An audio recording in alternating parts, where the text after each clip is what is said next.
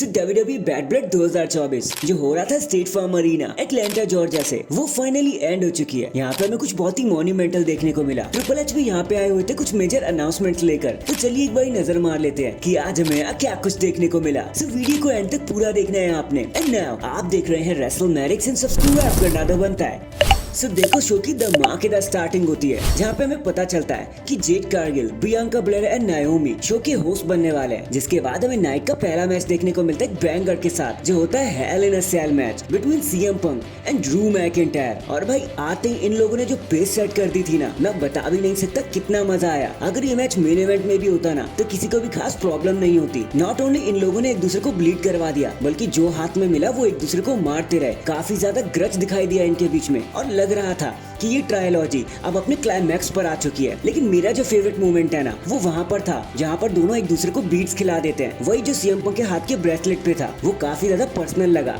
लेकिन इन दी and CM Punk अपने पैरों पर जहाँ से वो जीटीएस देते हैं ना, वहाँ पर एक स्टील चेन बांध लेते हैं। जिसके बाद वो जीटीएस लगाने में कामयाब हो जाते हैं। ड्रू मैकिंटायर को फाइनली हरा देते हैं और बता देते हैं कि तेरा किस्सा यही खत्म हुआ। लेकिन एक अजीब सी चीज हुई, जब सीएम पंक रिंग को छोड़ के जा रहे होते हैं ना, तो वहीं पे आगे की तरफ गिर जाते हैं जहाँ पर रैंप होता है। जल्दी से वहाँ पर मेडिकल स्टाफ आ जाता है और सीएम पंक को ऑक्सीजन देने लगता है। वो तो अच्छा हुआ सीएम पंक को कुछ हुआ नहीं, वो तो उनकी एज हो गई ना, तो ऐसा होना ही था गाइस। वो 45 साल के हैं, तो ये मैच उनके लिए शायद कुछ ज्यादा ही हो गया। खैर हम चलते हैं अपने नेक्स्ट मैच की तरफ, जो होता है वुमेन्स चैंपियनशिप के लिए बेली वर्सेस नाया जैक्स के बीच में। अब देखो यार, बताने के लिए यहाँ सीरियसली कुछ नहीं था। नाइट का सबसे लीस्ट इंटरेस्टेड मैच था ये। बस यहाँ पे होना ही क्या था, टिफिनी स्टैटन एक बारी फिर से आ जाती है। एक बारी फिर से हमें देखने को लगता है कि वो कैश इन कर देंगी। एक बारी फिर से नाया जैक्स उठकर उन्हें रोक देती है। बेली डिस्ट्रैक्ट हो जाती है, जिसकी वजह से नाया जैक्स एक सुपर समोअन ड्रॉप और एक नायलेटर लगा देती है और फाइनली मैच को जीतकर अपने टाइटल को रिटेन कर लेती है। और टिफिनी स्टैटन सोचने लगती है कि भाई आखिर मैं कैश इन कब कर पाऊंगी। जिसके बाद एक एडवर्टाइजमेंट के बाद हमें Damien priest versus Finn Balor के बीच में ग्रज मैच देखने को मिलता है। और यार यहाँ भी चीजें काफी ज्यादा अजीब सी रही। मतलब एक वो जो एपिकनेस होती है ना,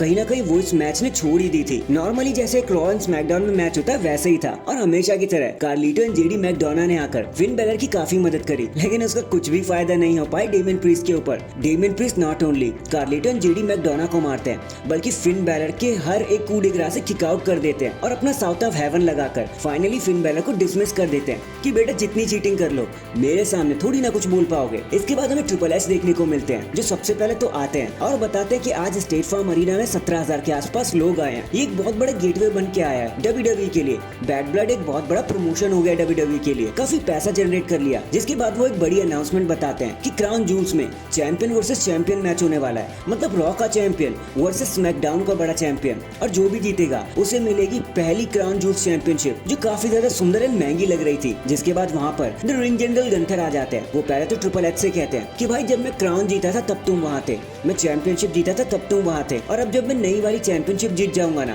तुम तब भी वहीं पर रहना। जिसके बाद वो गोल्डबर्ग को पोक करने लगते हैं। गोल्डबर्ग भी गुस्से में वहाँ से उठ जाते हैं और गंथर को मारने की कोशिश करते हैं, लेकिन वहाँ पर सिक्योरिटी स्टाफ उन्हें रोक देता है। लेकिन पीछे से समी ज़ेन वहाँ पर आ जाते हैं, जो गंथर को मारने लगते हैं और बता देते कि भाई कल जब रॉ में हमारा मैच होगा ना, तो तुझे तो बहुत ज्यादा मेहनत करनी पड़ेगी। जिसके बाद ट्रिपल एच गोल्डबर्ग का हाथ ऊपर करते हैं उनको इज्जत देने के लिए। इसके बाद हमें रिया रिप्ली वर्सेस लिव मॉर्गन के बीच में एक वर्ल्ड हैवीवेट चैंपियनशिप मैच देखने को मिलता है, जहाँ पर डॉम शार्क केज में ऊपर लटके हुए होते हैं। और ये मैच काफी अच्छा भी नहीं था यार, जितना हम लोग सोच रहे थे ना कि ऐसा होगा वैसा होगा, उसके हिसाब से तो कुछ भी नहीं हुआ। बस बार बार डर्टी डॉम को देखकर काफी अजीब लग रहा था। एक मोमेंट पर डर्टी डॉम केज से बाहर निकलने की कोशिश करते हैं, लेकिन उनका पैर किसी रस्सी से अटक जाता है, स्टील की रस्सी से, और वो नीचे उल्टा ही लटक जाते हैं। ये देखकर रिया रिप्ली वहाँ पहुंच जाती हैं और कैंडोस्टिक से लेकर डोमिनिक मिस्टीरियो को मारने लगते हैं कि बेटा अब मैं तुझे बताती हूँ। लेकिन वहीं पर रकेल रॉड्रिगेज का रिटर्न हो जाता है। वो रिया रिप्ली को मारने लगती है और अपनी फ्रेंड लिव मॉर्गन की मदद करने लगती है, लेकिन उनसे एक बोझ हो गया। देखो रेफरी ने मैच एंड कर दिया था रकेल रॉड्रिगेज को लेकर, लेकिन फिर भी रकेल रॉड्रिगेज लिव मॉर्गन को रिया रिप्ली के ऊपर रख देते कि वो पिन कर दे। लेकिन जैसे ही उन्हें समझ में आता है, वो चीजें फिर से रिवर्स कर देती है और एक बारी फिर से ऐसे नहीं तो वैसे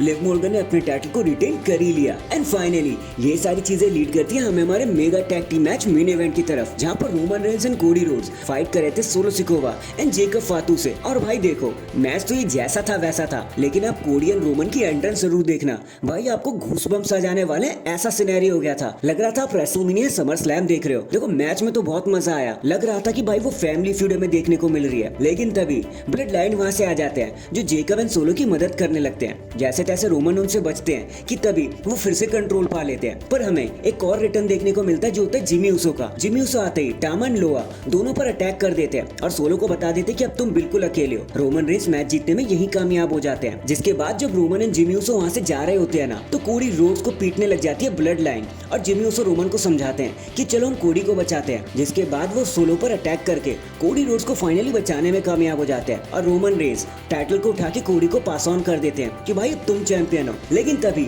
नाइट खत्म होने से पहले हमें इफ इज स्मेल की थीम सॉन्ग सुनने को मिलती है और हमें पता चलता है कि फाइनल बॉस ने अपना रिटर्न कर लिया है। The final boss the rock वहां पर आते हैं और एक 3 काउंट कर देते हैं और एक सबलिमिनल मैसेज दे देते हैं कि भाई अब मैं आ चुका हूँ, ये सब ड्रामा नहीं चलेगा। एंड डैंग इसी के साथ हमारी बैड ब्लड यहीं पर खत्म हो जाती है, जो प्रॉपर 5 स्टार पेपर व्यू था। लेकिन आपको इसके बारे में क्या कहना है कमेंट करके जरूर बताना। एंड अगर चैनल पर नए हैं तो चैनल को अभी लाइक एंड सब्सक्राइब कर दो। बाकी मैं मिलता हूँ आपसे किसी और अपडेट के साथ। अब तक के लिए अपना ख्याल रखें और खुश रहें।